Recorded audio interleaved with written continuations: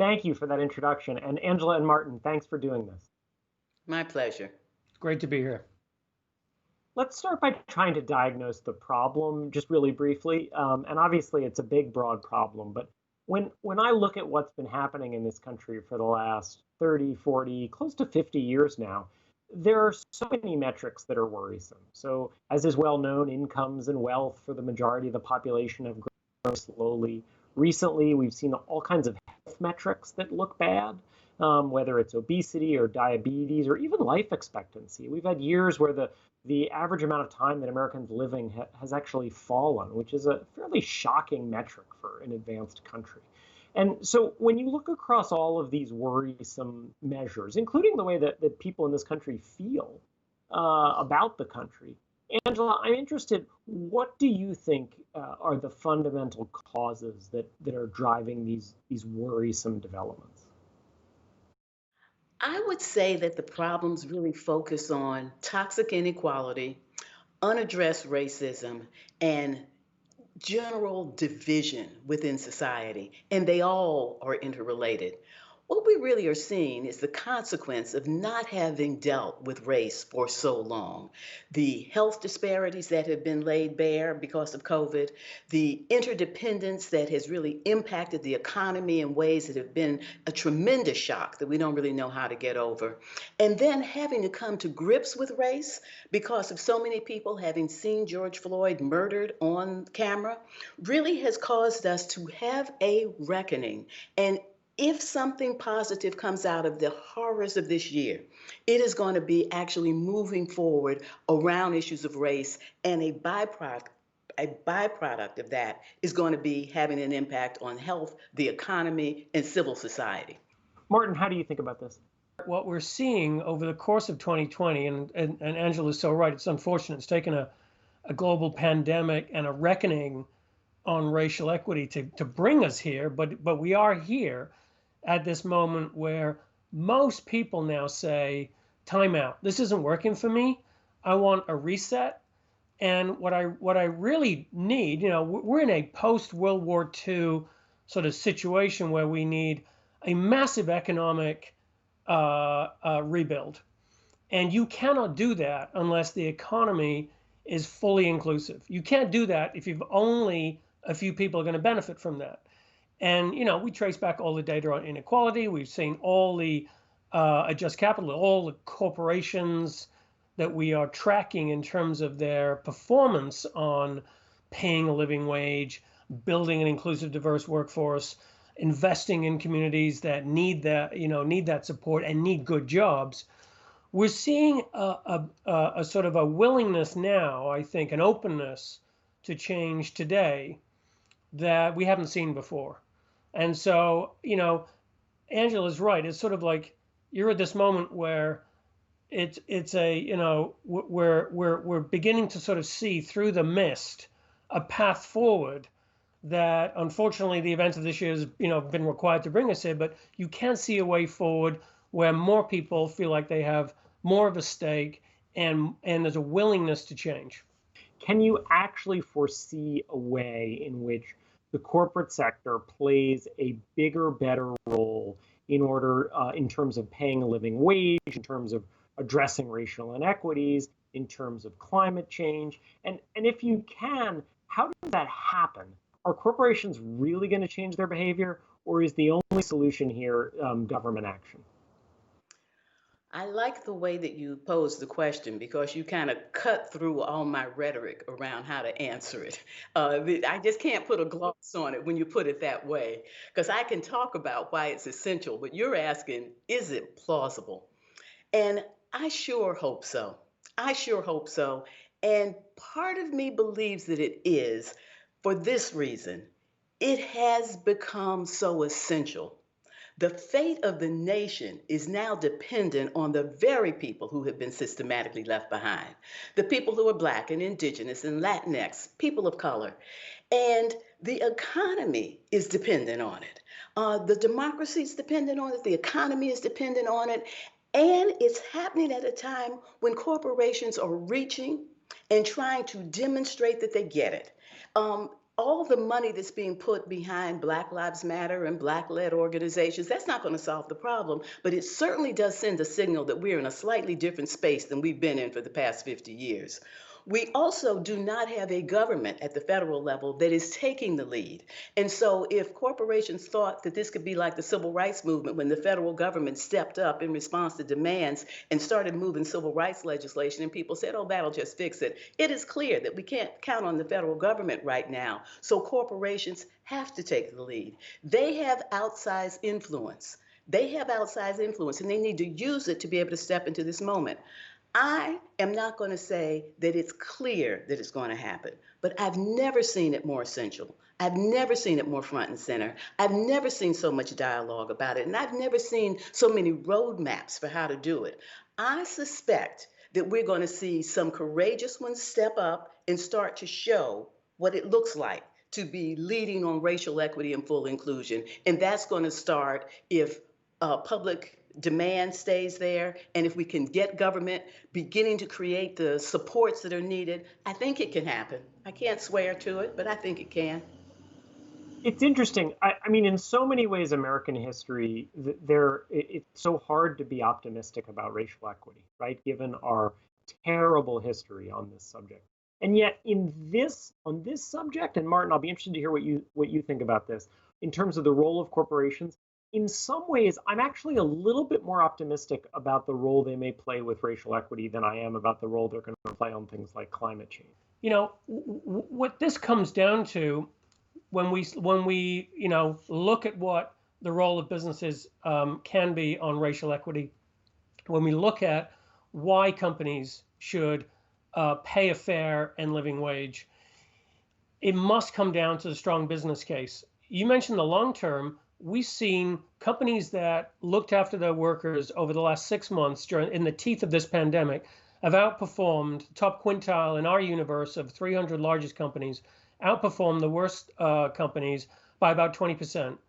We've seen an annualized outperformance of about 100 basis points of the most just companies versus the least. These are companies that pay a living wage, have more women on their board, do better on investing in community. So the business case to me is strong, powerful, and getting more powerful year on year as these issues become more relevant to business competitiveness today. Just focus on living wage for a second. We oversampled this year Black Americans when we asked, what should companies do on racial equity? Number one issue was actually the number one issue across the general population, which was companies need to pay a fair and living wage. There are millions of Americans working for big corporations today that still rely, shamefully, on government support and assistance just to put food on the table. Now, you're not telling me that, we want a marketplace where the taxpayer is essentially subsidizing shareholders. We're subsidizing our own inequality. So that's just madness. We need to get companies to recognize this is in my best interest as a board member and as a CEO of a company to lift wages. And the reason I do that is because I think over the long term it's going to protect my franchise. I'm going to have a more engaged workforce that's going to be more productive. They're going to spend more in the communities where they live and work. And that's a pathway that actually creates a race to the top that more people feel like, to my point earlier, they have a stake in. That's the sort of system shift, the systems change in thinking and narrative. It's this myth that somehow I gotta, buy back my shares or invest in shareholders or invest in workers. I can't do both. That's just a myth. We got to put that to bed once and for all and realize the path forward here to create long-term growth, for corporate America, for shareholders too, is by investing in stakeholder performance. I'm normally the optimist in these conversations, and I feel like I'm playing a little bit of the skeptic here, but let me just ask one thing, which is, if you look over the last 40 or 50 years, they've been really good for corporate America. Their profits have soared. If you look at corporate profits as a share of GDP, they're very high. The stock market has done extremely well. If you look at the corporate executives who are running these companies, they've done extremely well personally, right? Their companies have done well profit-wise, and they've done well. So how is it that they're supposed to look at that world and say this version of capitalism isn't working for us? I mean, maybe in some kind of long-term, way it won't work for them, but as Keynes said, in the long term, we're all dead, right? And so I guess I'm not clear on why the status quo isn't working for American corporations. You started off talking about why it wasn't working when you talked about a pandemic that is hitting people of color, people who are poor, people who have pre-existing conditions, people who are old. It's not working when we have that many people who are being left vulnerable by a system.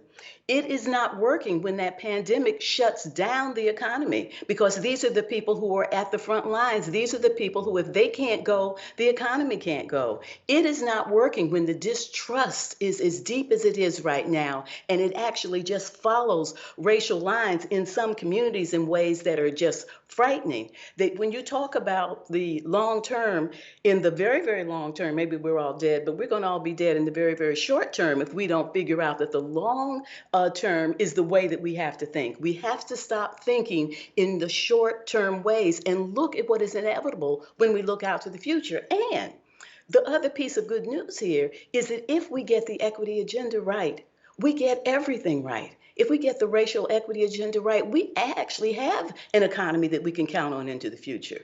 We get the racial equity agenda right, we actually begin to save the earth and the environment. If we get the racial equity agenda right, we get the angst of the baby boomers who are wanting to retire and they can't see their future.